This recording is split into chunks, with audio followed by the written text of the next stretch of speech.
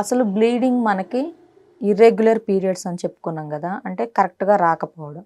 So ఈ irregular పీరియడ్స్ని మనం correct చేసుకోవాలి అని అంటే ఫస్ట్ మనం చేయవలసింది ఏంటి అంటే, మీకు B12 deficiency, vitamin D deficiency ఉందో లేదో వన్స్ చెక్ చేసుకోవాలి.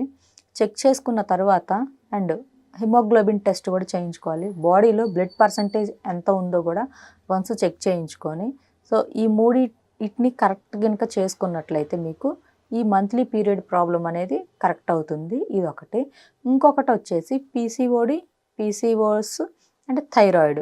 ఈ 3 ఇష్యూస్ ఉన్న వాళ్ళు కూడా ఈ మంత్లీ ఇర్రెగ్యులర్ పీరియడ్స్ అనేవి ఉంటాయి. సో ఈ మూడింటిని, ఈ థైరాయిడ్, PCOS చెక్ చేసుకోవాలి. వీటిని కరెక్ట్ చేసుకోవాలి అంటే ఇంకొకటి చెక్ చేసుకోవాలి.